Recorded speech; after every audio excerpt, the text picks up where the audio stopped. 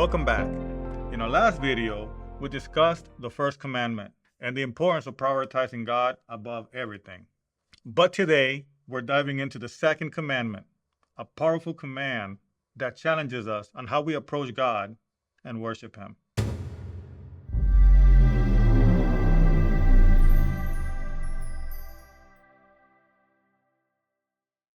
The second commandment, found in Exodus chapter 20, verses 4 through 5, says, "You should not make for yourself a carved image or any likeness of anything that is in heaven above, or that is on the earth beneath, or that is in the water under the earth. You shall not bow down to them or serve them." This commandment is clear. It forbids the creation and worship of idols or images as representations of God or any other god. But what does that mean for us today? Let's explore. In biblical times, idolatry was often a literal practice, bowing down to statues or physical representations of gods. People will create carved figures or paint images to represent divine beings, even God Himself.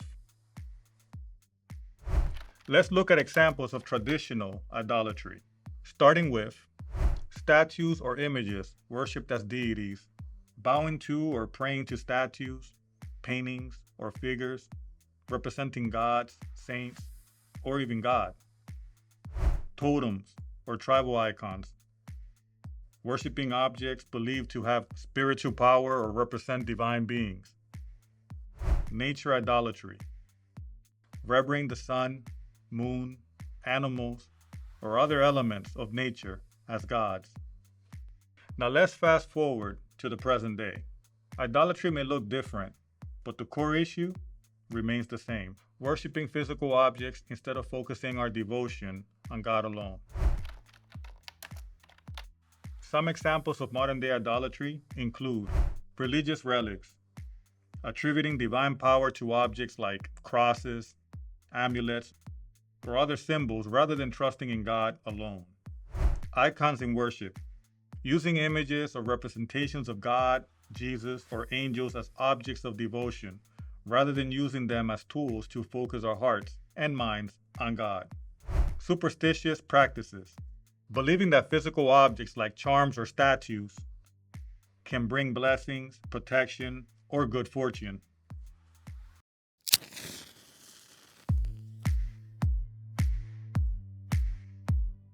Idolatry isn't always obvious. Sometimes it takes more subtle forms, ones that can sneak into our lives without us realizing.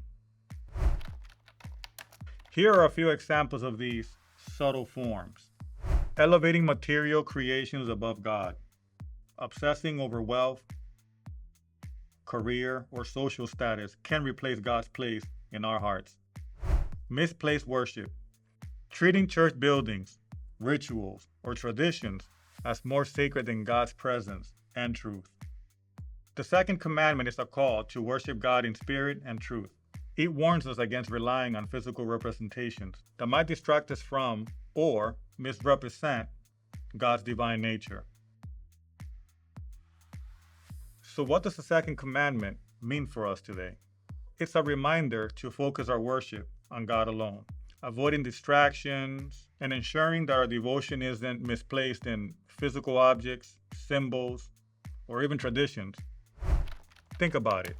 Are we worshiping God in spirit and truth, or have we unintentionally created idols in our hearts? As we've seen, the second commandment calls us to worship God in spirit and truth, guarding against anything that may distract or mislead us in our devotion. But what happens when we use God's name without the reverence it deserves? How do we speak of God? And why does it matter? The third commandment tells us exactly how we should approach God's name. You shall not take the name of the Lord your God in vain. It's not just about words. It's about the respect and honor we show to God in all that we say and do. Thanks for watching. If you found this video to be meaningful, don't forget to like, share, and subscribe for more content. Join us in the next video as we explore the third commandment and why it calls us to honor God's name in a way that reflects His holiness. Let's take a deeper look. See you in the next video.